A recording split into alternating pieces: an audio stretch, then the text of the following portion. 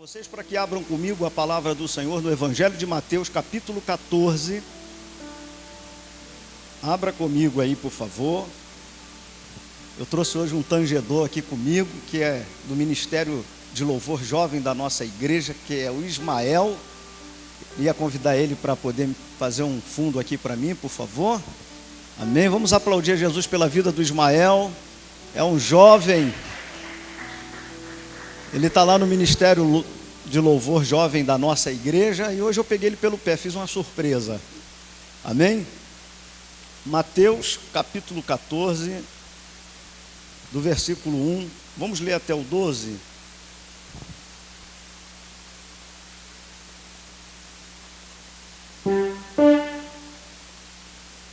Mateus 14, vamos estar lendo aqui do versículo 1 ao 12. Amém, gente?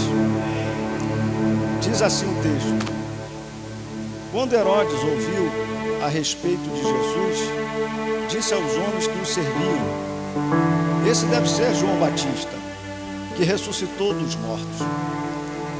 E por isso que ele pôde fazer esses milagres. Pois Herodes tinha mandado acorrentar João na prisão por causa de sua esposa Herodias, esposa de seu irmão Filipe, porque João tinha dito a ele que estava errado casando-se com ela.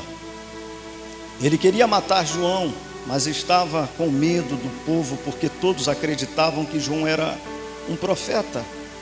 Mas numa festa de aniversário de Herodes, a filha de Herodias dançou diante de todos e agradou muito ao rei. Por isso, ele jurou dar-lhe qualquer coisa que ela pedisse. Então, por insistência de sua mãe, a moça pediu a cabeça de João Batista numa bandeja. O rei ficou aflito, mas por causa do seu juramento e porque não queria voltar atrás diante dos seus convidados, ordenou que lhe fosse dado o que ela pedia. E assim João foi decapitado na prisão. E a sua cabeça foi trazida numa bandeja e entregue à moça que o levou à sua mãe. Então os discípulos de João vieram e levaram o seu corpo e o sepultaram. Depois foram contar a Jesus o que havia acontecido. Logo que Jesus recebeu a notícia, saiu sozinho num barco para uma região distante, a fim de ficar só. Mas o povo viu para onde ele tinha ido, e pessoas vindas de muitas vilas seguiram a Jesus por terra. Quando Jesus saiu do barco e viu uma vasta multidão que estava esperando por ele, teve compaixão e curou os seus doentes. Naquela tarde, os discípulos vieram a ele e disseram: Está ficando tarde e não há nada para comer aqui neste lugar deserto. Mande este povo embora, para que eles possam ir às vilas e comprar alguma comida. Somente até aqui, queridos. Pode tomar o teu assento. Eu quero nesta noite estar falando um pouquinho aqui de um tema. Esse tema, talvez muitos nos dias em que nós estamos vivendo, onde muitas pregações têm sido de alta ajuda, muitas ministrações sobre palavras de motivação, motivações. E Deus colocou esse tema em meu coração, que é uma realidade que muitos líderes e pastores já viveram e vivem até hoje. Aqui o texto nos diz que Herodes, ele manda prender João Batista, porque ele queria agradar a esposa de Filipe, Herodias. Interessante que ele estava indignado com João Batista, porque João Batista o denunciava, ele era profeta. João Batista falava do seu pecado, isso não agradava Herodes.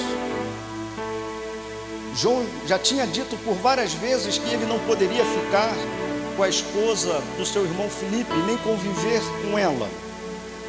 O desejo do coração de Herodes não era somente de prender João Batista, mas sim de matá-lo. E ele não fez isso porque ele sabia que a reação do povo seria contrária contra ele. E a gente percebe que ele estava esperando o momento certo, esperando uma oportunidade para que ele pudesse fazer o mal contra João Batista, porque João Batista era profeta e falava aquilo que estava no coração de Deus, falava a verdade. Neste momento ele decide fazer um aniversário, uma festa do seu aniversário, convida alguns governantes, algumas pessoas próximas, e ali estava a filha de Herodias, uma jovem, bonita, formosa, e ela dança sensualmente, e aquilo atrai a Herodes de uma forma que ele fica olhando para ela, cobiçando essa jovem, porque foi uma dança muito sensual. E ali ele faz um juramento a ela perante todas as pessoas que ali estavam, e diz: olha, você pode pedir o que quiser que eu lhe darei. Aquela menina, induzida por sua mãe, influenciada por sua mãe, a mãe diz para ela: peça a cabeça de João Batista em uma bandeja. Olha o pedido que essa mulher fez ao rei, induzindo a sua filha, influenciando a sua filha para que trouxesse a cabeça de João Batista, do profeta, em uma bandeja. E o rei, quando ele parou para refletir, ele tentou revogar, voltar atrás, mas como ele era um rei, tinha feito um juramento, ele não poderia voltar a sua palavra atrás. Então ele cumpriu o que falara com essa jovem, e levaram a cabeça de João Batista em uma bandeja e entregaram àquela jovem. Quem era João Batista? João Batista era aquela voz que clamava no deserto. João Batista foi o precursor de Jesus, foi aquele que anunciou a chegada de Jesus, foi aquele que preparou o caminho para que Jesus viesse. João Batista, ele foi aquele que batizou Jesus no Jordão, e eu estive lá, no mesmo local onde Jesus foi batizado. E quando Jesus é batizado, ele levanta e vem uma voz dos céus e diz: esse é o meu filho, quem me compraz. Ali aparece uma pomba em forma corpórea, e sabemos que a voz, a pomba que representa o Espírito Santo, e Jesus sendo batizado, isso nos demonstra uma base para a Trindade, a Santíssima Trindade. Quem foi João Batista?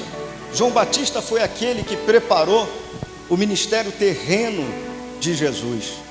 De que forma? Observe que Jesus só inicia o seu ministério depois que João Batista o batiza. Ele tinha 30 anos e ali ele inicia o ministério terreno, porque Jesus ele tinha duas formas.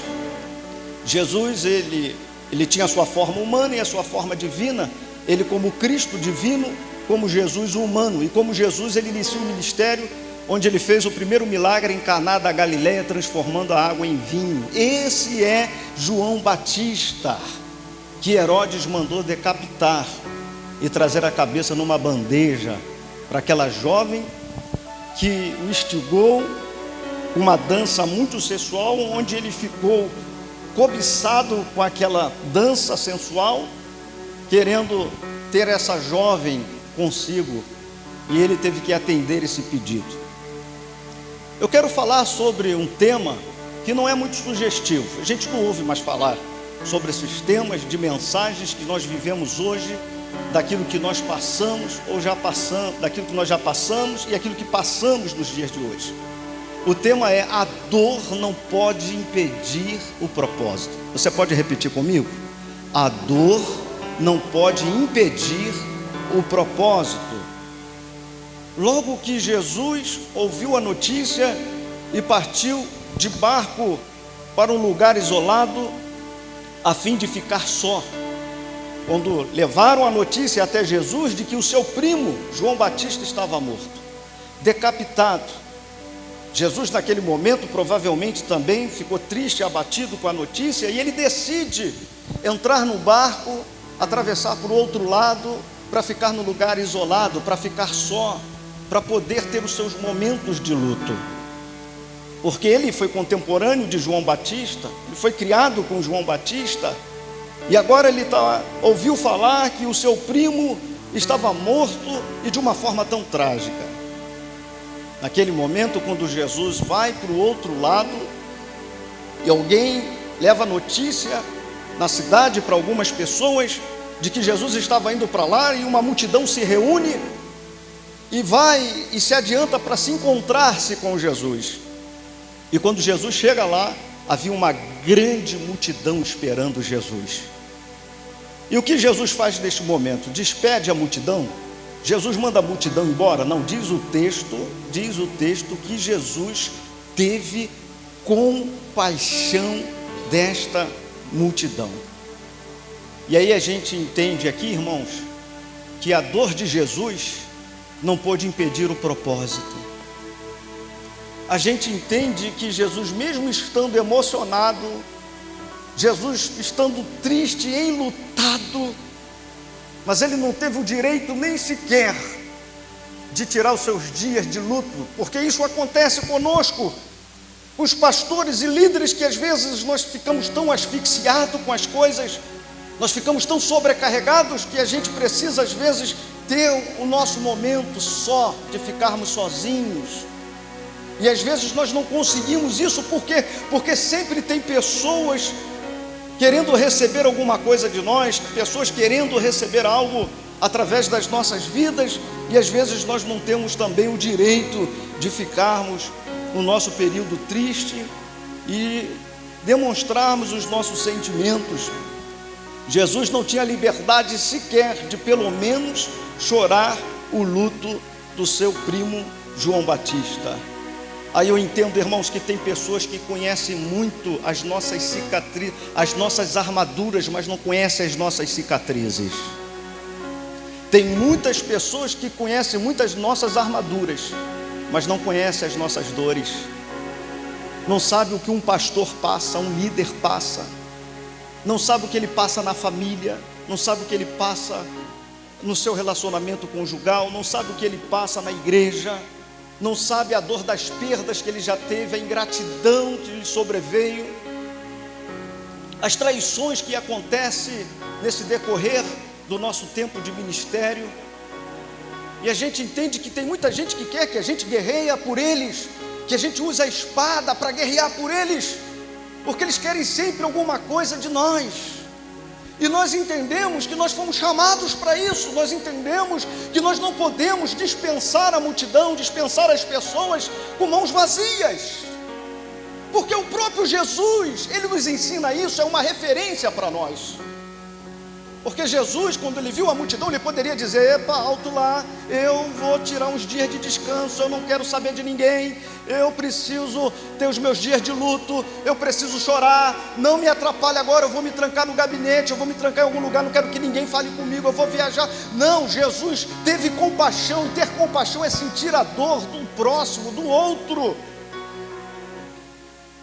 E neste momento ele continua aquilo que ele veio fazer, que é curar, libertar, transformar vidas, trazer a mensagem do reino para a humanidade. Eu lembro de Davi, 1 Samuel capítulo 30, vai ser bem parecido com essa situação de Jesus, é um paralelismo. Quando Davi, ele junta os teus soldados e vai para a batalha contra os amalequitas, ele vence a batalha. Venceu a batalha contra os chacais do deserto, que era um povo que perseguia o povo que estava com Davi. E quando eles voltam da batalha, eles voltam felizes, eles voltam celebrando, porque venceram, eles foram vitoriosos. Mas quando eles chegam na cidade deles, em Ziclag, e quando eles olharam a cidade de longe, viu a fumaça, a cidade estava queimada, destruída, estava um caos, os muros derribados. E naquele momento, quando eles chegaram na cidade, que procuraram suas esposas, suas famílias, não encontraram. As duas mulheres de Davi foram levadas, sequestraram as mulheres de Davi, sequestraram as mulheres dos soldados de Davi. E diz o texto que eles ficaram desesperados, e eles começaram a chorar, até não ter mais força para chorar. Imagine a dor, imagine o sofrimento. Quando eles olharam para Davi, eles esqueceram que Davi foi aquele que estava na batalha junto com ele, onde eles voltaram da batalha dizendo: Davi é um grande guerreiro, Davi é aquele que nos livrou da mão dos amalequitas, Davi é o nosso líder. Mas quando que houve aquela situação na cidade de Ziclag, eles começaram a querer apedrejar Davi, contra Davi. Por quê? Porque queria Davi para guerrear as suas guerras, mas não queria Davi para poder chorar junto com ele a perda que ele também teve. E sabe o que eu vejo, irmãos? Muitos conhecem as nossas armaduras, mas não conhecem as nossas cicatrizes. A nossa dor, fala para esse irmão que está do teu lado, chacoalha ele aí, ele precisa ouvir isso. A nossa dor não pode impedir o nosso propósito, não pode. E aí eu entendo que o nosso emocional, ele não pode impedir o nosso chamado. Por quê? Porque os nossos motivos não justificam a nossa ausência diante do chamado. Não. Mas não. Deus até te ouve, mas Ele não considera. Deus, Ele vai ouvir as tuas lamúrias, vai ouvir você falando, reclamando, mas Ele não considera. Os nossos motivos não justificam a nossa ausência no chamado. É por isso que Deus não responde todas as nossas orações. Ele responde aquela que está dentro do propósito, aquilo que realmente vai funcionar, aquilo que realmente Ele sabe que já está pronto, que Ele já deixou tudo prontinho para cada um de nós. Porque existem coisas que a gente pede a Deus que não vai ser coisas boas, não vai ser bom para nós, não vai ser benefício, pode até nos tirar do propósito, pode nos tirar do caminho. Então ele ouve, ele está ouvindo, mas Ele não considera, porque os nossos motivos não justificam a nossa ausência diante do nosso chamado. As nossas emoções não podem atrapalhar o chamado de Deus em nossas vidas. O Senhor que o chama é o mesmo que capacita, porque Deus, quando chama, Ele capacita. Quando Ele capacita, Ele envia. Quando Ele envia, Ele supre. Quando Ele supre, Ele respalda, porque Ele é Deus. Então nada vai te parar, nada vai parar você, nada vai atrapalhar os propósitos, porque o propósito, aquilo que está à frente já preparado para a tua vida, o propósito de Deus, nada vai impedir, porque Isaías diz isso, que antes que houvesse dia Ele era, e operando Deus, quem impedirá? Nós cremos que o nosso Deus está conosco, porque o mesmo que Ele chama, o que Ele chama, o mesmo Ele capacita. O nosso Deus é aquele que chama, capacita, envia, supre e respalda. Ele é Deus. A sua dor não pode parar você.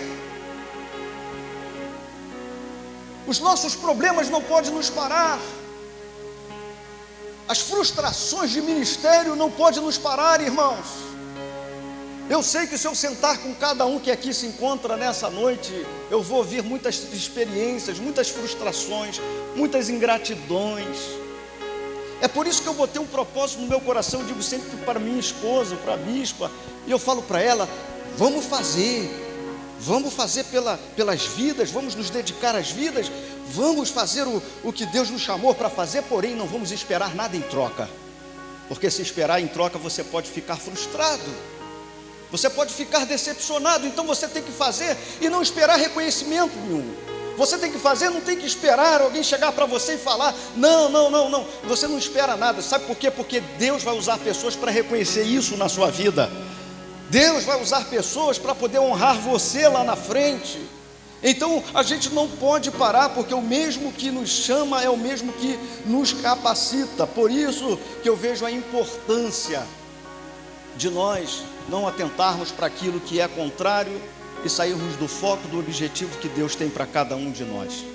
Existe um lugar para pastores e líderes que chama-se altar, chama-se púlpito, esse lugar aqui.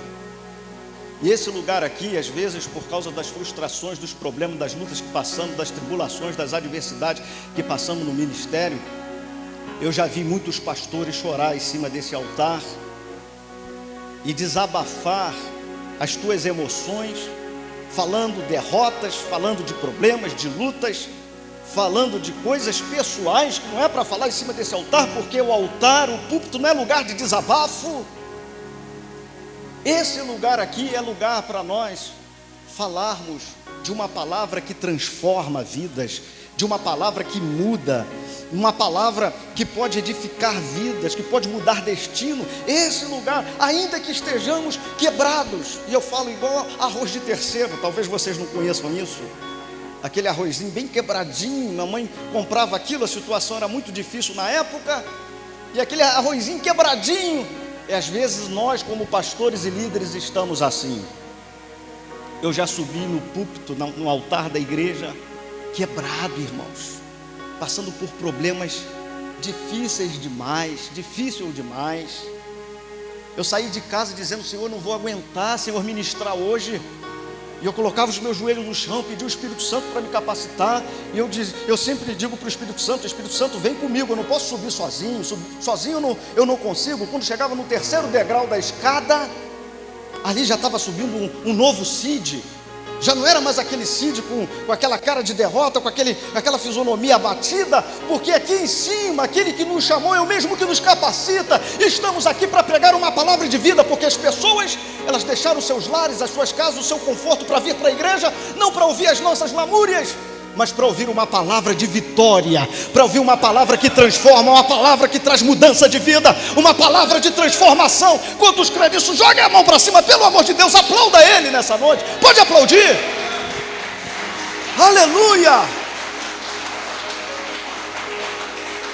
Eu vou falar uma palavra aqui que um pastor meu antigo, pastor José Coutinho, ele dizia para mim: pastor é madeira de dar em doido. Né, apóstolo Renato? Você sabe disso, né? Pastor é madeira, ele falava isso para mim, de dar em doido. Eu ficava assim, eu era um aspirante, eu estava no caminho para ser pastor. Eu estou trazendo essa palavra aqui, segura aí, que eu não estou aqui para desanimar ninguém não, porque meus 2 filhos são pastores. E se fosse tão ruim assim, eles não seriam pastores junto conosco. Está lá, nunca se desviou, nunca se afastou. Está na presença de Deus até hoje. Está dirigindo uma filial nossa. Ele é do Ministério de Louvor, prega na igreja. Minha filha missionária, já foi para a Letônia, Rússia, vários países. Então o que eu quero te dizer não é para te entristecer. O que eu quero falar para você é que as lutas vêm. Esse evangelho só de facilidade, irmãos, isso é conto de fada. Esse evangelho aí tutela, esse evangelho que vem para cá que vai ter carro do ano, vem para cá que vai ter casa própria, e esse evangelho aí de que só mensagem de autoajuda, só mensagem para satisfazer ego, só mensagem para poder a pessoa, isso satisfaz aqui, mas não resolve o problema lá fora, porque o que traz estrutura é a verdadeira palavra, é a genuína palavra de Deus, é a verdade que está escrita, é o fundamento que já está posto. É isso que a gente precisa atentar, a gente precisa acreditar, de que eu sei que nós vamos passar por lutas e tribulações, mas nós não estamos sozinhos. Você não está, porque a Bíblia diz que Ele está conosco todos os dias até a consumação dos séculos. E aí eu lembro que um período muito difícil que nós passamos, eu tive um carro furtado e eu estava indo para a igreja a pé, indo a pé com os meus filhos, dando folheto na rua. Falei: eu vou envergonhar o diabo, está pensando que tu vai me parar? Eu vou dar folheto, eu vou parar as pessoas na rua. Irmãos, e naquele verãozão de 45 graus, 40 graus, aquele, sabe, estava quente demais, estava tenso. E eu continuei pagando um carro que me furtaram, 2 anos sem ter o carro. 2 anos sem ter o carro. Até que um dia lá na frente Deus usou um casal, foi na minha casa e disse: eu não saio daqui sem deixar esse carro, porque a gente já não aguenta mais sonhar, já não aguenta mais Deus falar, já não aguenta mais. Eu falei: mas peraí, eu pensei que vocês iam vir aqui para a gente conversar alguma coisa de casal. Não, eu vim aqui para trazer esse carro e eu não saio daqui sem deixar ele aqui. Existem as lutas, mas existe um momento, segura aí que eu vou chegar lá. Existe um momento de honra. Eu estou falando, dando essa pinceladazinha aqui, que é só para poder você não ficar muito desanimado aí, que eu estou vendo que tem gente já: meu Deus, esse bicho veio aqui para pregar sobre dor, sobre luta. Não, segura aí, segura. Fala para o teu irmão: segura um pouquinho que vem coisa boa aí. Vem coisa boa aí. Aí eu lembro que nesse período, irmãos, eu lembro que pela manhã eu recebi um telefonema, aquele tijolão grande, da Embratel. E aí quando eu atendi o telefone, era um irmão da igreja, um membro da igreja, que disse assim: Ô pastor, na época eu não era bispo. Ô pastor, quero te dar uma boa notícia, pastor. Eu falei, fala meu irmão, boa notícia. Ô glória, aleluia, fala da boa notícia. Aí ele disse assim, não, quero te dizer que meu filho nasceu e é lindo, parece comigo, pastor. Ô pastor, eu comecei a me alegrar, falei, meu, que bênção, irmão, que felicidade, que alegria. E aí, irmãos, daqui a pouco à tarde, eu já estava para fazer uma cerimônia fúnebre. E aí eu já estava chorando no enterro. E daqui a pouco terminou a cerimônia fúnebre, já estava agendado para fazer um casamento à noite. E aí eu te pergunto, irmãos, como é que fica o emocional de um pastor? Qual o equilíbrio? Onde a gente busca esse equilíbrio emocional? Como que a gente consegue lidar com essa situação, essas situações de ministério? Eu estou aqui falando para pastores, eu estou aqui falando para líderes, como é que a gente consegue? Isso é porque o Espírito Santo, Ele nos capacita, Ele está conosco mesmo, que nos chama, aquele que nos chama é o mesmo que nos capacita. Eu já fiz a cerimônia fúnebre do meu pai, e à noite estava no culto pregando. Passados uns dias fiz a cerimônia fúnebre da minha mãe. Pensei que eu não ia conseguir, e à noite estava ministrando na igreja. Sabe por quê? Porque a dor não pode impedir o propósito. Jesus não abandonou a multidão. Jesus, ele não ficou preocupado com os dias de luto, mas ele atendeu a multidão, e essa mesma multidão passou a seguir Jesus pelo caminho. E sabe o que eu vejo aqui, irmãos? Às vezes a gente, para conseguir seguidores na internet, é uma luta, sim ou não? No meu Instagram, eu estava olhando, dando uma olhada, eu não tenho mais do que 700 seguidores. Na minha página do Facebook, eu mando convite para todo mundo, convidando, me segue aí, mando mensagem. E eu não tenho mais do que 800 seguidores. A minha página, como Bispo Cid Montauriol. E no YouTube tem um pouquíssimo no meu canal. Teve uma época na pandemia que eu queria fazer live, aí eu fiquei mandando para todo mundo, irmão. Não tenho lá no YouTube pouquíssimos inscritos lá no meu canal. Agora Jesus não tinha internet, não tinha Instagram, não tinha Facebook, tinha uma multidão seguindo ele. Mas por quê, irmãos? Porque onde estava Jesus tinha um milagre, onde estava Jesus tinha cura, tinha libertação, tinha transformação, porque Jesus tinha aquilo que o povo precisava. E é isso que a gente precisa entender. Essa multidão aqui que seguiu a Jesus é a mesma multidão de João capítulo 6, onde ele multiplica os pães e os peixes. Porque os discípulos chegaram para ele e disseram, Jesus, mestre, faz o seguinte, manda essa multidão embora, porque olha, já estamos chegando no deserto, não vai ter onde comprar comida, então eles indo para casa, eles vão passar no mercado e vão comprar comida, porque vai acabar a comida, Jesus. E aí o que Jesus faz? Jesus disse, não, dá vocês de comer, a eles de comer. Por que Jesus falou isso, irmãos? Jesus, ele tem algo que é a presciência, né? Ele é onisciente. Jesus é maravilhoso demais, porque em cada situação, Jesus, ele pegava alguma coisa para ensinar os discípulos. E ali chegou para Jesus, 200 de dinheiro não vai ser suficiente para comprar comida para toda essa gente. Jesus, aqui só temos um rapaz. Aí André chegou e disse que temos aqui um rapaz que tem na merendeira 5 pães e 2 peixinhos. Mas o que é isso para tanta gente? E Jesus disse, traz o menino. E levaram o menino até Jesus. E ali Jesus pediu a ele os pães, os peixes, deu graça. E depois Jesus partiu o pão, deu para os discípulos dar ao povo. Sabe por quê? Porque Jesus estava dizendo para os discípulos, o que o povo precisa eu já coloquei nas mãos de vocês, em suas mãos. Pastor, líder, o que o povo lá na sua igreja precisa, Deus já colocou nas tuas mãos. Aquele bairro que está lá, Deus colocou você lá para poder alimentar aquele povo. Deus colocou você para fazer a diferença naquele lugar. Não fuja, enfrenta o que tiver que enfrentar. Tem um momento de dores, tem um momento de luta, mas vai ter um momento de honra. Lá na igreja, eu e a minha esposa estamos em tudo. É culto da criança, nós estamos. É conferência disso, nós estamos. É obra na igreja, nós estamos. Vamos fazer isso? Vamos, estamos em tudo. É problema? Eu estou aqui. Eu tenho outro problema? Eu estou aqui também. Mas também quando vem a bênção, eu digo, eu estou aqui, eu quero receber a bênção. Quantos crê nisso, levanta a mão para o alto e glorifica o nome do Senhor. É isso que a gente precisa entender, que Jesus já colocou em nossas mãos aquilo que o povo precisa. Fala para o teu irmão, está nas tuas mãos, irmão. Fala para ele, o que o povo precisa já está em tuas mãos, porque Jesus neste momento, não só ensina aos discípulos, como ele queria ensinar o povo, porque o povo estava ali por causa de Jesus, queria a bênção. Mas a intenção de Jesus não era só de alimentar a fome espiritual do povo, porque Jesus, depois que dá a comida a eles, que manda eles ficarem organizadamente, porque Jesus só trabalha na organização, mandou eles se assentarem na grama uniformemente para poder comer, porque sem organização não tem ministério de sucesso, sem organização não tem progresso, sem ordem não tem.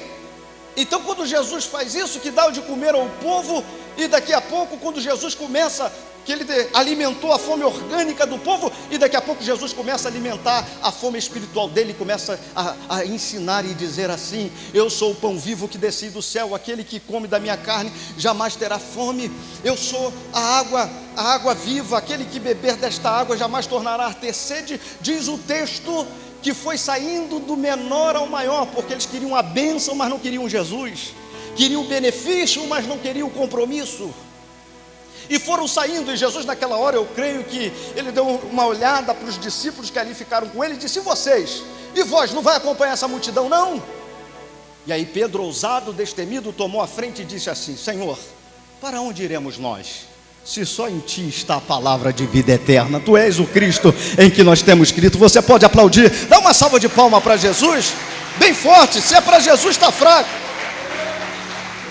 A dor, ela nos impulsiona ao cumprimento do propósito. A dor te leva ao propósito. E aí eu entendo, irmãos, que Deus nas nossas vidas tem planos, propósitos, desígnios e objetividade. Deus tem plano na sua vida. Às vezes nós ficamos um pouco perdidos no caminho, mas Deus, Ele planejou algo para a sua vida, para a sua família e para o teu ministério. Deus fez um planejamento para você. Deus tem planos, Deus tem propósito, Deus tem desígnio, Deus tem objetividade. E a dor nos leva ao cumprimento do propósito. A dor de Abraão o levou a ser pai de multidões. A dor de José o levou a governador do Egito. Se você parar para observar a vida de Jó, foi o único, singular, de tantas provações que passou na sua vida. A dor de Jó o levou a ter tudo em dobro. A dor de Jesus, em Filipenses capítulo 2, do versículo 9 ao 11, diz que Jesus não usurpou ser igual a Deus, mas aniquilando-se a si mesmo, tomando a forma de servo, foi obediente, e obediente até mesmo à morte da cruz. E aí no versículo posterior diz assim: pelo que também Deus o exaltou soberanamente, dando-lhe um nome a qual está sobre todo nome, para que no nome de Jesus se dobre todo joelho, no céu, na terra, debaixo da terra, e toda língua confessará que Jesus Cristo é o Senhor, para a glória de Deus Pai. Se você crê nisso, que a dor te impulsiona por um propósito, glorifica o nome do Senhor. A dor, ela vai te levar ao cumprimento do propósito. Segura na mão desse irmão até ele dizer ai, e diz para ele assim: segura mais um pouquinho, fica calmo, você vai chegar lá. Diga para ele: olha, essa dor tem um resultado bom na sua vida. Vai acontecer coisas boas, pode ter absoluta certeza, porque eu estou aqui, escucide. E a dor um dia me levou ao cumprimento do propósito. Porque eu lembro que, e o Senhor, Ele falou isso ao meu coração, uma noite que Ele me despertou pela madrugada para orar. Eu fui para a sala, e o Senhor disse assim para mim: coloca para fora aquilo que eu já coloquei dentro de você. Ele disse: você está se retendo muito, você está guardando muito, e eu tenho te dado para você liberar, porque a unção não é para se guardar, a unção é para se liberar. A unção não é para levar para o túmulo, a unção é para ser liberada. O conhecimento, as experiências. E Deus falou comigo de madrugada e disse: põe para fora aquilo que eu já coloquei dentro de você. E por isso que eu vou falar que esse tópico aqui que diz, que a dor, ela nos leva ao cumprimento do propósito. A dor me levou ao cumprimento do propósito. Nós morávamos em Saquarema. Ô, terra boa, gente. Nós estávamos ali e começamos a trabalhar junto, porque eu e ela sempre trabalhamos juntos, estamos fazendo a obra juntos até hoje. Eu não largo ela e ela também não me larga. Amém? E nós conseguimos ali adquirir lojas. Eu tive loja em Guaba Grande, eu tive loja em Bacaxá, eu tive loja em Sampaio Correia, eu tive loja em Jaconé. Eu estou falando daqui, tem gente assim, eu conheço. Nós tivemos algumas lojas, ao ponto depois, no final, eu me entreguei a Cristo. Ela foi primeiro, depois eu, porque ela ficou orando, fez propósito com Deus: Senhor, se o Senhor salvar esse homem, onde ele for, para a igreja que ele for, até aquela que eu não quero ir, eu vou. Sabe qual é, né? E lá o negócio lá é rigoroso, irmão. O negócio lá tem que tomar banho de praia de calça jeans e de saia. E eu fui para lá, me converti, entreguei a minha vida na Assembleia de Deus, Madureira. E ali eu fiquei maravilhado, e ela estava do meu lado. E eu disse para o pastor: pastor, eu não sou casado, eu quero casar. O pastor falou: mas como? A gente vai fazer um casamento. Pastor, não tem um cartório ali, me leva para casar. Então vamos lá. Aí ele foi a testemunha, a mulher dele foi a testemunha, casamos. Aí daqui a pouco eu bati na porta do pastor, na casa pastoral, e disse: pastor, eu quero ser batizado logo, pastor. O pastor: rapaz, mas não tem aqui batismo agora, só ano que vem. Eu falei: não faz isso não, pastor. Ele disse: só tem Arraial do Cabo, a Kombi da igreja está aí, se você quiser ir lá se batizar. Eu falei: é mesmo? Eu falei: tá bom, me presta a chave aí. Fui lá para Arraial do Cabo para poder passar pelo batismo. Passei pelo batismo. Passado mais um tempo, um ano, fui a diácono, depois de um ano a presbítero, depois de mais um ano evangelista. Aí comecei como presbítero, dirigi algumas filiais lá da igreja, umas congregações, dirigi. Não vai rir no nome não, tá? Dirigi uma igreja lá em Rio Mole Pequeno, dirigi uma igreja lá em Jaconé 1, dirigi uma igreja no Mato Grosso, enfim. E aí, irmãos, depois que eu estava lá ganhando almas, estava bem, estabilizado, uma vidinha legal, casa própria, um carrinho bom comprado na agência, pregando em vários lugares na região dos lagos, CD nas lojas, CDs nas lojas, vendendo nas lojas. E aí eu lembro que me aparece quem? Um pastor de São Gonçalo lá, irmãos. Ouviu o meu CD aqui e, segundo ele, disse que Deus falou com ele porque que eu seria o pastor da igreja dele, e que se eu não fosse para São Gonçalo, a igreja dele iria fechar. Quando o pastor falou conosco isso na loja, eu falei: pastor, acho que está amarrado esse negócio aí, a gente tem que orar. São Gonçalo? Estou tão bem aqui. E ele disse: não, mas eu ouvi o teu CD e Deus falou comigo de madrugada. Falei: pastor, então vamos orar. Se for de Deus, a gente vai, mas vamos orar, né? E começamos a buscar Deus.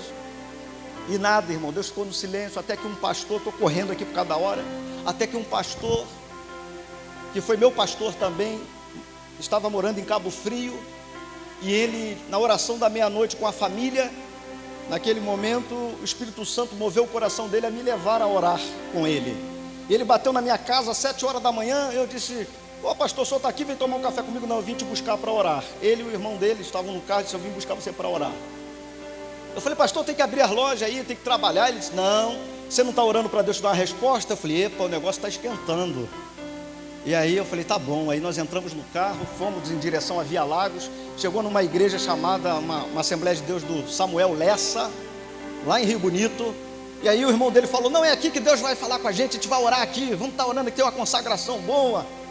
E quando o irmão chegou lá para falar com a irmã disse: não, o pastor acabou com a consagração, aqui não tem mais não. Aí o pastor falou assim, sentadinho no carro, quietinho, disse: não, não é aí não, vamos embora, segue viagem, pega Via Lagos. Passou Boa Esperança. Aí daqui a pouco o pastor disse assim: olha, encosta aqui, vai para o acostamento. Daqui a pouco ele disse assim: ó, vem para cá, sai da pista, é nessa casa aqui. Eu falei: o que, pastor, é aqui? Ele disse: desce, vai lá e chama nessa casa que nós vamos orar aí. E aí quando eu fui lá chamar no portão, porque lá a gente chama mais ou menos assim: ô de casa, oi, é assim que a gente fala lá, né? Oi, pessoal da roça, irmãos, tem que ter a linguagem dele, irmão. E aí daqui a pouco, quando comecei a chamar naquela casa simples, cheia de galinha no quintal, e aí eu vejo uma senhora com um lenço na cabeça, com uma panela na mão, comendo. A porta não tinha vidro, aquela porta de ferro antiga, enferrujada. Aí disse assim: peraí, pastor, porque 5 horas eu estava orando aqui, o senhor falou comigo que vocês iriam vir aqui para a gente orar junto. Meu Deus, irmãos, eu ainda continuo acreditando nessas coisas. Eu ainda continuo acreditando no espiritual. E aí quando nós entramos, ela disse, olha, não repara as galinhas, os patos não, porque eu fico na consagração, eu oro, eu sou da obra. Aí passei pela sala dela, falei, irmã, não estou olhando nada, não quero ver nada, pode ficar tranquila. Aí ela falou, vocês podem se ajoelhar, porque essas mulheres têm autoridade, né? Ela disse, claro, agora, aí nos ajoelhamos lá. Ela orou pelo pastor, orou pelo irmão dele, quando botou a mão no meu ombro, da minha esposa, e disse, eis que eu estou tirando vocês aqui deste lugar, eu vou levar vocês para uma outra terra, São Gonçalo. Ai, Jesus, olha esse caminhão, olha essa mudança. Aí começou a falar, irmãos, eu fiquei alegre e triste ao mesmo tempo. E eu sei que aonde eu ia pregar, eu saía de Saquarema para pregar aqui em São Gonçalo, e às vezes do nada eu estava pregando, aí quando terminava a mensagem, saía alguém de lá do meio do último, você vai vir para essa terra. Eu falei, ai, Jesus.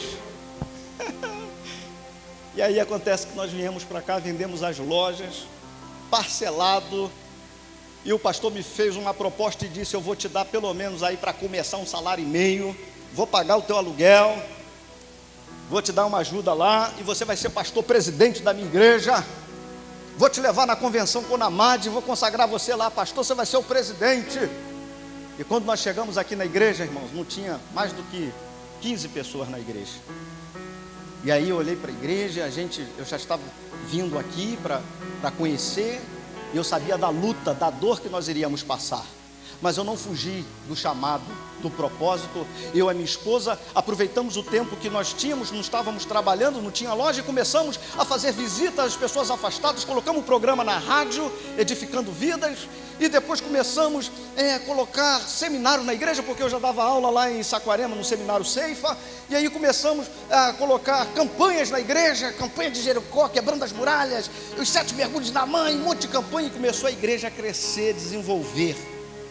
E aí, passado 1 ano mais ou menos, 3 vezes a minha documentação na convenção, e a pessoa lá da convenção dizia assim, ele passa direto, ele tem tudo que a gente precisa, ele tem o certificado dele, ele tem a carta dele, naquela época tinha carta, né? Ele tem tudo, está tudo certinho. E o pastor não me consagrava, porque ele ficou com ciúme. A esposa dele ficou com ciúme da minha esposa. E eu sempre, porque eu tive escola, a Assembleia de Deus é uma igreja que ensina os obreiros. Eu tive escola, e eu sempre dizia para ele, pastor, eu posso ainda um dia ser pastor dessa igreja, mas o senhor nunca vai perder a sua cadeira de honra, o senhor sempre será honrado aqui nesse lugar, mesmo que o senhor seja jubilado. Eu sempre declarava isso, e eu não entendia porque ele não me consagrava, pastor, eu era evangelista. E por que isso? Todas as vezes eu convidava o pessoal, armava ônibus, chegava no dia e dizia, não vamos levar você não vamos, e coisa e tal. Aí eu comecei a perceber um homem com 84 anos, com problema de audição, e colocou o coração em 4 paredes na igreja, não colocou o coração no propósito que Deus queria.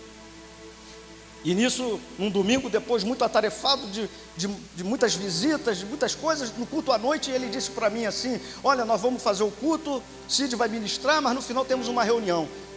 E aí terminou o culto, eu preguei, a igreja estava cheia, e aí ele disse, olha, essa reunião é porque Cid não vai ser mais o dirigente aqui da igreja, eu vou tomar a frente da igreja novamente, e o Cid vai ficar ajudando os obreiros aqui, discipulando, dando estudo para eles. E aquilo, irmão, foi como um balde de água, não é gelado não, de gelo na minha cabeça, porque eu lembrei de tudo que ele tinha me prometido lá. Eu larguei casa própria para morar de aluguel, eu larguei a minha vida, o meu ministério, para atender um chamado, e vim. E eu estava olhando para ele e vendo ele com o coração em coisas e não no propósito que Deus tinha. Eu disse para ele, pastor, eu estou ficando um pouco tonto, o senhor deixa eu ir para casa orar? Ele disse, vai meu filho, vai para casa orar. Ele era um pouco grosso, né? Vai.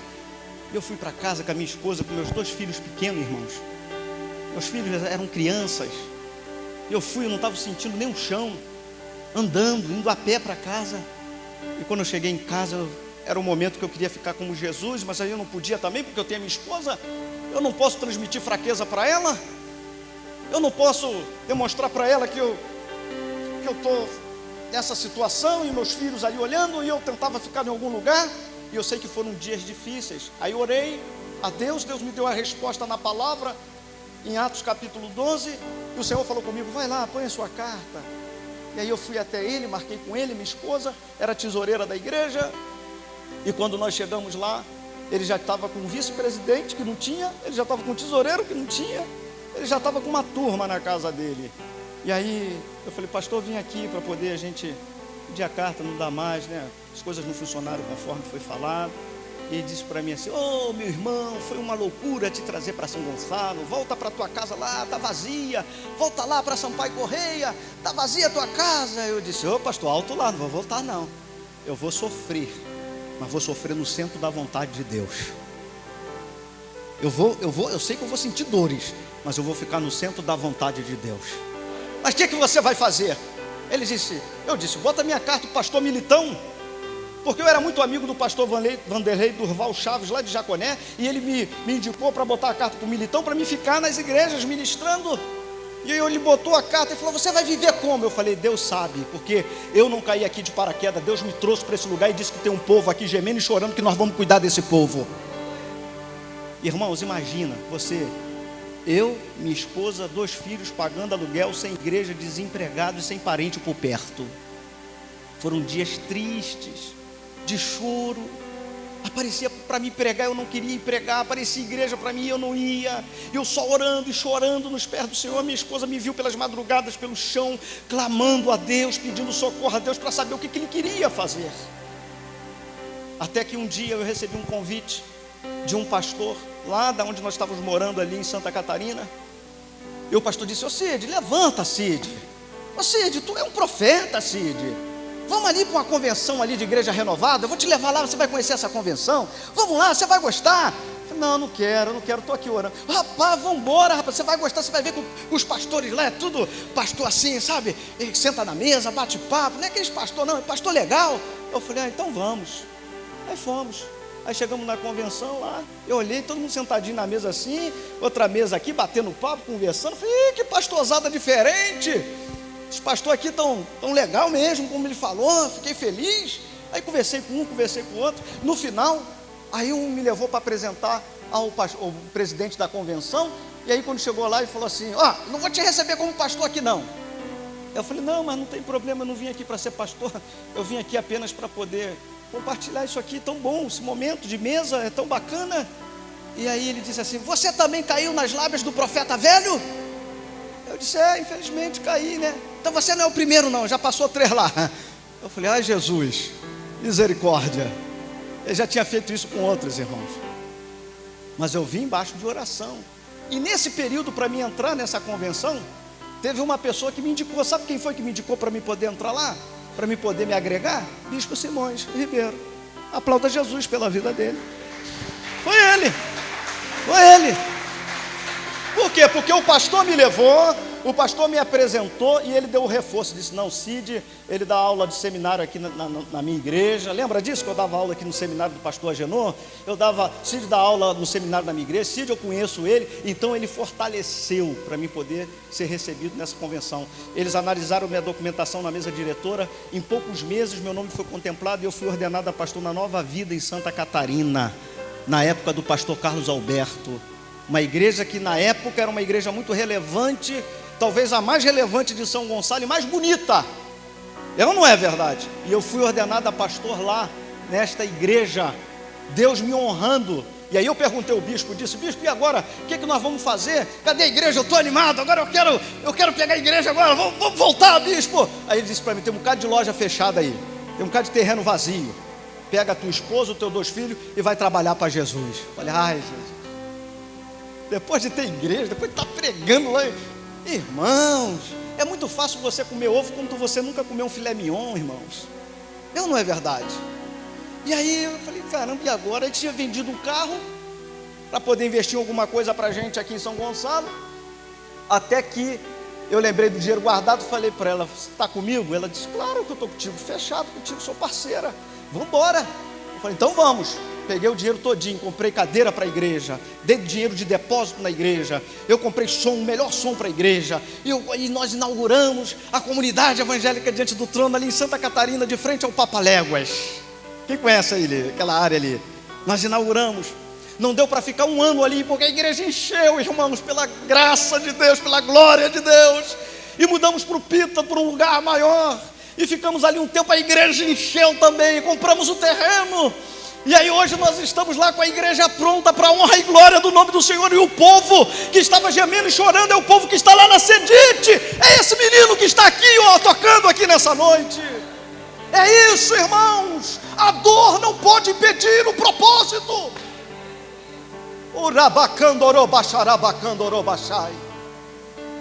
Não pode impedir o propósito. O pastor, depois ele foi atrás de mim dizendo assim: rapaz, me arrependi de voltar para lá para a igreja. Eu falei: epa, alto lá, pastor. Deus colocou a bênção nas tuas mãos, o Senhor jogou fora. Mas você está trabalhando de cabeleireiro aí, rapaz, aqui no Rocha, sai desse negócio, eu vou te dar. Falei: pastor, de novo o Senhor vai me oferecer mais um salário? Deixa eu cortar meu cabelo aqui, pastor. Deixa eu cortar meu cabelo aqui. E aí, sabe o que aconteceu? Ele foi atrás de mim. Foi lá na igreja. Eu já estou terminando. E aí o pastor, o meu filho na bateria, o Wallace. Aí a porta da igreja fica lá. Quando o pastor chegou lá na porta da igreja com o irmão, o meu filho ficou assim, ó, para mim olhar para quem estava lá fora. Aí daqui a pouco vem um obreiro que eu não olhei, né? É aquela ética, né? Aí bateu no meu ombro, o obreiro disse assim: pastor, tem um pastor chamado tal aí, e ele disse que veio aqui visitar o senhor. O que eu faço com ele? Irmão, na hora, se for na carne, assim, dá vontade de arrancar o pescoço dele, né? Se for na carne, manda esse cara embora daqui. Eu não quero ver ele aqui não. Mas não fiz isso não. Eu disse: traga ele. Coloca ele no melhor lugar aqui, do meu lado. Lugar de honra. Coloca ele aqui. Aí o irmão, o evangelista que estava dirigindo o culto, ele passou para mim, que eu iria ministrar. E eu disse assim: gente, eu quero falar uma coisa aqui, antes de eu ministrar a palavra. Eu sei que você já conhece, eu falo muito sobre ele aqui. Nosso querido pastor está aqui, que me trouxe para São Gonçalo. Vamos aplaudir a Jesus pela vida dele. E aí eu disse: pastor, quero dizer para o senhor que eu já esvaziei os porões. Eu estou tranquilão, pastor. Não tem nada no meu coração. E eu quero franquear uma oportunidade ao senhor. Ele veio, ele pegou o microfone e olhou para a igreja e disse assim: eu não acreditava que Jesus ia fazer isso na tua vida. Eu falei: o senhor não, mas Deus fez. Deus faz, e eu acreditei em Jesus. Ele disse: eu não sei como é que Deus te deu uma igreja tão grande. Eu falei: pastor, Deus, ele quando promete, ele cumpre. E ele prometeu e disse que tinha um povo aqui. Olha o povo que está aí, olha, na igreja. E nesse momento ele desceu do altar. Passados uns dias, sabe o que ele fez, irmãos? A igreja, o pessoal foi, os membros para a igreja, o pessoal do ministério foi para a igreja. Quando chegou lá, tinha outro pastor no altar, tinha outro ministério no altar. Aí as pessoas ficaram sem entender. Sabe o que ele fez? Vendeu a igreja para a igreja batista. Vendeu a igreja. Logo em seguida a esposa falece, logo em seguida ele falece também. E aí o que eu quero dizer com essa palavra hoje aqui: a dor não pode impedir o propósito. Eu sei que hoje poderia estar aqui, sabe, com um número grande de pastores e líderes aqui. Eu posso confessar uma coisa para vocês? Eu posso abrir o coração? Pode? Sim ou não? Sim ou não? Pode? Eu pensei 2 vezes ali não trazer essa palavra hoje. Eu pensei, falei: Senhor, orei ali, Espírito Santo, é isso mesmo, o Senhor não quer que muda não? Porque depois de eu ter tantos esboços lá, eu tenho uma caixa de esboços, no meu iPad tem vários esboços, e eu poderia escolher o melhor que fosse, que eu me saio bem para pregar aqui nessa noite. E aí nós estávamos lá em Saquarema, eu com ela, a gente está fazendo uma obra lá, e eu disse para ela: Rose, eu estou preocupado com a Lebe, com a ministração. Eu sei, Deus está me dando essa direção, é uma palavra dura, uma palavra de dor, e eu tenho tantas palavras, o que você acha? Ela disse: não, você tem que ministrar, Deus está mandando você ministrar. Eu disse: mas não estou seguro ainda, eu preciso ter a segurança, eu preciso Deus trazer paz no meu coração, confirmar no meu coração para me ministrar. E aí eu vim orando. Hoje eu fiquei à tarde trancado no gabinete estudando essa palavra. Aí daqui a pouco eu pensei que eu ia estudar, toca o telefone, resolve uma coisa, resolve outra. Quem chega lá depois da hora nona? Minha filha, para fazer gabinete comigo. Aí não deu tempo de eu meditar o tanto quanto eu queria. E quando eu estava ali com o tablet aberto, ela olhou para a mensagem e ela disse assim: prega o que Deus te deu. Poderia ter um número grande aqui, mas essa palavra eu tenho certeza que está edificando pastores e líderes aqui nessa noite. E se for pelo menos para uma pessoa aqui ser edificada, eu já fico tranquilo. Se você crê nisso, levante a mão para o alto e aplauda bem forte o nome de Yeshua HaMashiach. Deus pode intervir nas nossas dores. Pode ter o problema que for, a crise que for, Deus ele tem o poder de intervir em todas as coisas. O mal pode até nos atingir, porque existe algumas razões porque o mal atinge a vida do homem. Existe uma lei de humanidade, uma lei espiritual que Adão pecou, transpassou para a humanidade. Romanos 5,12 diz que por um homem entrou o pecado no mundo, pelo pecado a morte passou a todos os homens, por isso que todos pecaram. Lei espiritual, lei de humanidade. O mal nos atinge por ação de Satanás e seus demônios. O mal nos atinge por causa de estilo de vida, nosso estilo de vida. Nós trazemos consequências do mal para as nossas vidas. O mal nos atinge por vontade permissiva de Deus. E eu sei que Deus permite muitas coisas, líderes e pastores passar no teu ministério, na tua vida, na sua liderança, mas pode ter certeza, Deus tem o poder de intervir em todas as coisas. Salmos 34:19 diz: muitas são as aflições do justo, mas Deus o livra de todas. Salmos 35, o choro pode durar uma noite, mas a alegria vem pelo amanhecer. Salmos 50:15, clame a mim no dia da tua angústia, eu te livrarei e tu me glorificarás. Romanos capítulo 5, versículo 3, Paulo nos dá uma receita de que a luta, a tribulação, ela produz algo de bom em nossas vidas. Ele diz assim que nós devemos de nos gloriar na tribulação, porque a tribulação produz a paciência a experiência, a experiência a esperança, a esperança não traz confusão, pelo Espírito Santo que nos foi dado. Paulo, ele nos diz, na segunda carta aos Coríntios, capítulo 4, versículo 17, ele diz que toda luta, toda prova na vida do crente, ela é leve e momentânea e passageira. Ele diz assim, que a nossa luta é leve, momentânea e passageira, e que nós não devemos de atentar nas coisas que se veem, porque as coisas que se veem são passageiras, que não se veem são eternas.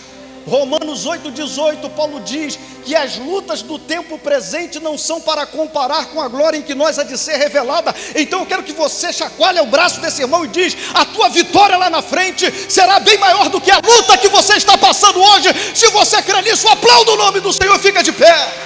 Urabacandoro bacharabacandoro bachai. Arabando e candoro raisu e decalabacharabacandoro bachai. Eu estou sentindo Deus aqui nesse altar aqui, irmãos. Eu estou sentindo. Quem mais está sentindo Deus aí? Quem mais está sentindo a presença do Senhor? Não desista, não pare. A dor vai levar você ao cumprimento do propósito. A dor não pode impedir o propósito. Jesus não deixou com que o luto atrapalhasse dele curar, libertar, transformar vidas. Romanos 8:31, Paulo diz que diremos acerca destas coisas: se Deus é por nós, quem será contra nós? Se até mesmo o teu próprio filho não poupou, entregou por nós, também com ele não nos dará todas as coisas? Quem tentará acusação contra os escolhidos de Deus? É Deus quem os justifica. É Deus que intercede por nós, está assentado à direita do Pai. Ele é o Todo-Poderoso. E o que eu quero te dizer, querido, a dor vai te levar ao cumprimento de um propósito que Deus tem na sua vida, porque Deus tem planos, propósitos, desígnios, objetividades em você. E eu quero convidar você, tem como ele louvar aqui com louvor, botar um microfone, pode como ele louvar. Eu queria convidar, posso chamar para vir à frente, para mim estar orando junto com os pastores e líderes? Amém. Quero convidar você, se essa palavra falou contigo no teu coração, se esse testemunho edificou a sua vida, fortaleceu você, como eu disse, não foi uma mensagem de autoajuda, de motivação, mas uma mensagem real daquilo que um pastor passa, que um líder passa, e essa mesma unção que está sobre a minha vida, eu quero liberar sobre a vida de vocês. Aleluia! Essa luta vai passar. Saia do teu lugar, vem aqui à frente, vem aqui para a gente orar junto. Eu não estou aqui para poder fazer nada além de uma oração por você, pela tua vida, para que Deus venha fortalecer você, para que Deus venha reanimar você, para que Deus venha reativar a sua vida, o teu ministério, a tua liderança, no nome poderoso de Jesus. Uma certa vez o apóstolo Paulo, na segunda carta aos Coríntios, capítulo 12, no versículo 1 em diante, o texto diz que ele foi acometido por um espinho na carne. Ele teve uma revelação inefável, uma revelação do terceiro céu. E ali, naquele momento, para que ele não se exaltasse pela revelação que lhe foi dado, veio um espinho na carne. Essa palavra espinho no grego é escalope. Significa algo pontiagudo que perfura, que machuca e que dói. Escalope, espinho. E Paulo, como judeu, ele não poderia orar por 3 vezes pela mesma coisa. E ele ora por 3 vezes para que Deus o livrasse daquele espinho na carne. Ele, Senhor, livra-me desse espinho, porque o espinho na carne de Paulo, o escalope, pode ser aquilo que está em Gálatas, quando diz que ele mesmo disse que dava vontade de ele arrancar os teus olhos, talvez uma enfermidade nos olhos. E aí outros dizem que é um problema psicológico, emocional, porque o mensageiro de Satanás esbofeteava de que forma? O emocional, o psicológico dele, falando de coisas do passado, querendo bloquear ele com coisas que já foram resolvidas, porque, irmãos, nós não podemos nos tornarmos saudosistas, viver de passado. Viva o hoje, viva o presente, viva o que Deus tem para você daqui por diante. Esqueça o que passou, porque isso pode ser uma investida do inimigo para bloquear sua mente, o seu emocional. E Paulo ora por 3 vezes pela mesma coisa: livra-me do espinho da carne. O que Jesus disse para ele? Jesus disse: Paulo, a minha graça te basta, porque o meu poder se aperfeiçoa na fraqueza. E quando você diz que você está fraco, Paulo, aí é que você está forte. Eu sinto a presença do Senhor aqui neste lugar, irmão. Dá liberdade. Você veio aqui para receber de Deus.